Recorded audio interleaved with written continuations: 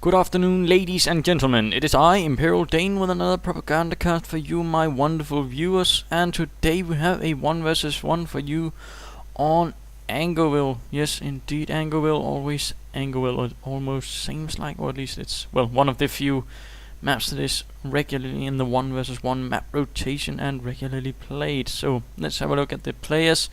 Captaintyre or Hauptmann-Tyre of the 91st Luftlande Division, ready to take on the Americans under the command of Captain Bootstrap, apparently nicknamed Sergeant Bootstrap, of the 28th Infantry Division, ready to take on the German forces. As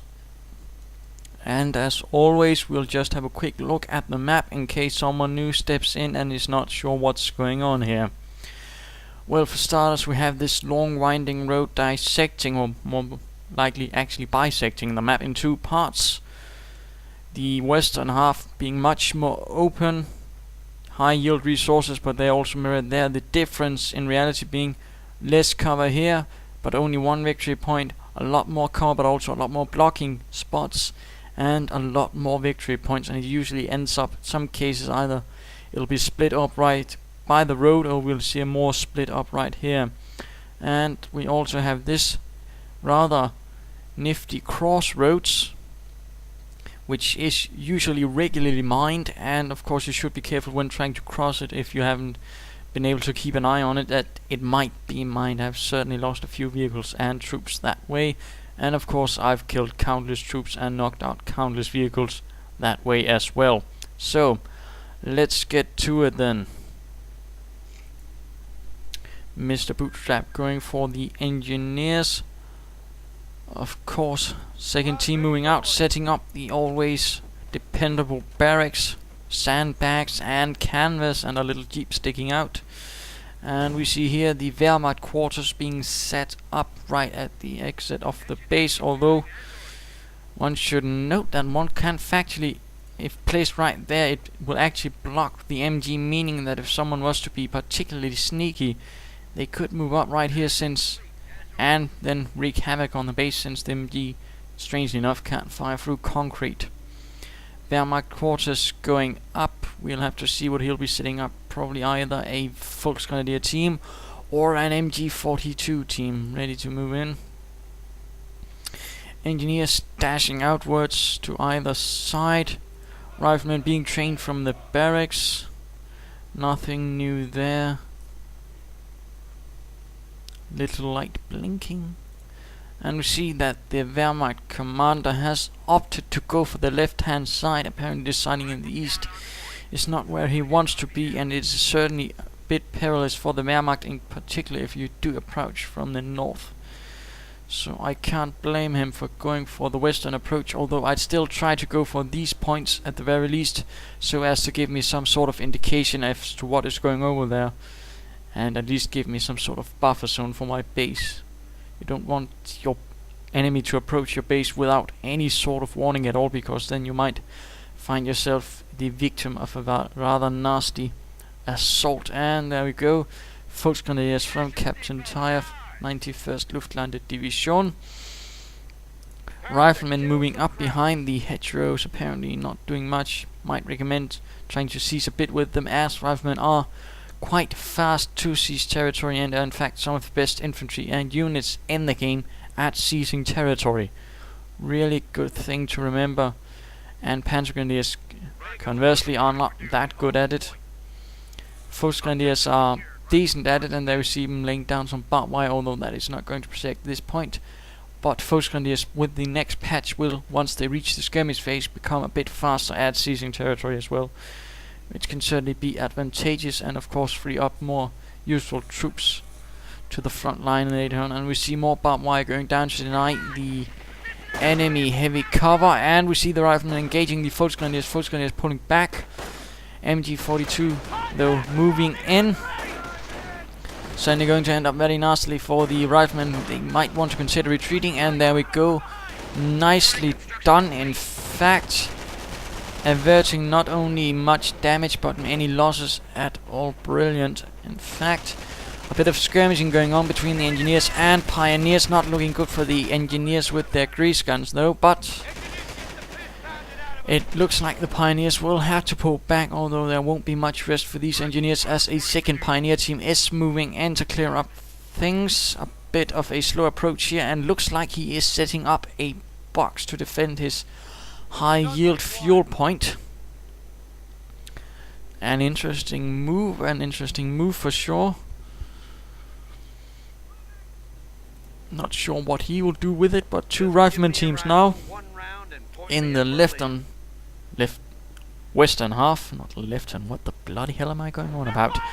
But composing a nice little squad, two independent teams, and we see a bike is out, so no Schwimmwagens for the Wehrmacht commander. Riflemen slowly approaching this position, although apparently the Wehrmacht commander has no real idea, or perhaps a bit of one, we don't know quite yet at least.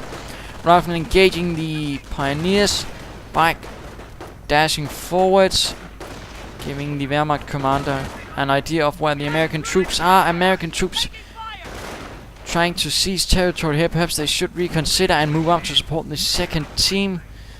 MG42 setting up in a defensive position with the Volksgrenadiers at the front. A good way of doing things. You generally want your MG42 to support your infantry, and of course the infantry to sort of act like a buffer and prevent anyone from just charging right at the MG42 or 30 caliber, depending on what side you're playing with. Volksgrenadiers marching forward. MG42 not in range to support them though. There we go. Riflemen taking a bit of fire.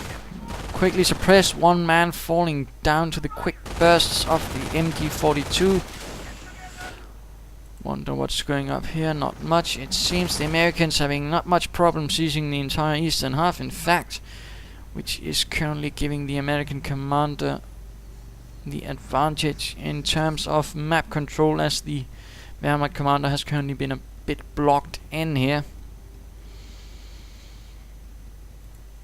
We'll have to see what will be done.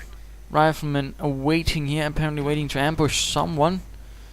Wehrmacht commander could certainly do with being a bit more bold and aggressive, I think, but setting up a second MG42 team there. And we see the Pioneers dashing eastwards, but they're probably going to face a lot of rifle fire and be forced to pull back.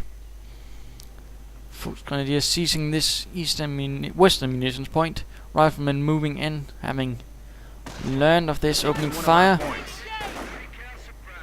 No Volksgrenadiers moving in to support these, and they apparently are continuing to seize territory while under fire. And of course you really shouldn't do this, in particular if they are in fact using flamethrowers, in which case the fire is very real. Not much of a metaphor. Mines being set off, not bad, not bad. Hitting right into a mine, killing 3 riflemen in an instant, while of course being under fire from the motorcycle. Not good, not good. Engineers apparently slipping right past here, but getting suppressed by the MG42, trying to go for this strategic cut-off point. Not bad, but perhaps he wants a bit more support weapons to pull this off. Or perhaps trying a slightly more left hook approach. But his riflemen are being a bit pinned down here, although not in the actual sense, but certainly contained. All of these Volksgrenadiers and the bike, although they have now been given BARs to help them, which is certainly going to be to their advantage. Bike charging right in, and might risk being focused down. There we go. Bike not in a good position, and of course not able to actually reverse. Engine damaged, and there we go. The bike caught flames and died up, leaving the crew in a not so happy position.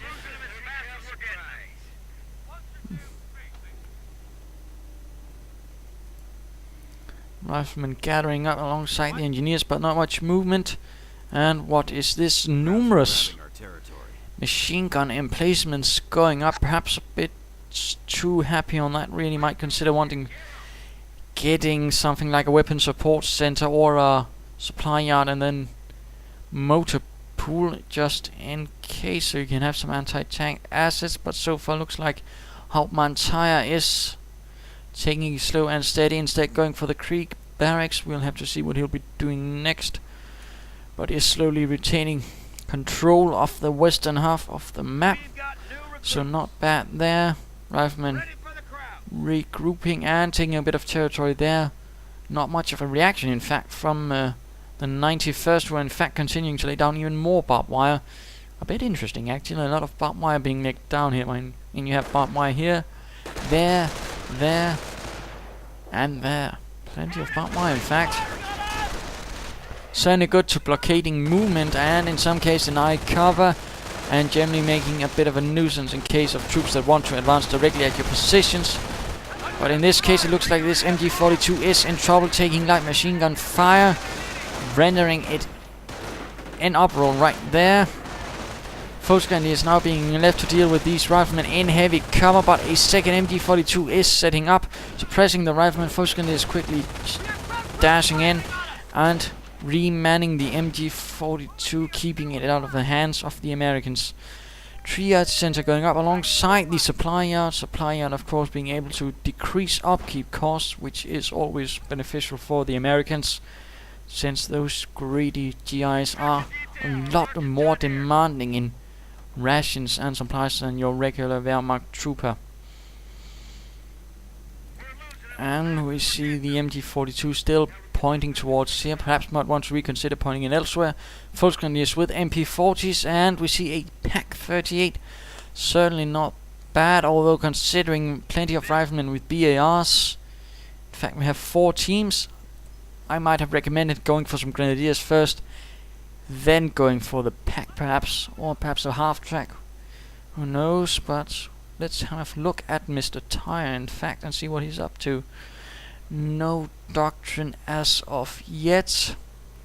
Plenty of manpower, and we have the grenadier team on the field, and we have the Volksgrenadiers nearby, although no movement. In fact, he's playing awfully passive, not trying to break out of his confines, scout around a bit, in showing an idea of where the Americans are positioned. I mean, generally you want a good idea of where your enemy is. Finding any weak spots can really make a difference, because for example here he could easily dash in here, cut off this point and leave all of this unconnected, but again he's playing a bit too passively, although here dashing in, so not all bad, but he could certainly stand to be more aggressive, more bold, and a bit more curious generally. Pak not camouflage, so probably not setting it up for a direct defense position, but more likely trying to keep it in reserve and then have it used to react wherever the enemy might approach. Volksgrenadiers moving into the building, certainly not bad, although I might have then recommended someone with actual rifles instead of MP40s, since they won't do so much good here unless the enemy is actually really close up. And we see an attack going on here. Grenadiers being caught out in the open by the BAR. A bit of a blob here. Could easily end up badly, and there we go. MG42 setting up, opening fire, suppressing one team of hope, and Pak joining into the fight as well. Panzerschreck being equipped, not looking good for the Wehrmacht troops actually. Grenadiers pulling back, MG42 behind enemy lines. And what is this? Second MG42 setting up, suppressing and killing further riflemen. One should note that MG42s gain a bonus, an incremental bonus, depending on how many troops are within the cone of fire, I suppose you would say. Meaning that if you have, for example, 18 all scrunched up in a small tight-knit group and an MG42 opens fire, it's going to end up very painfully, very quickly.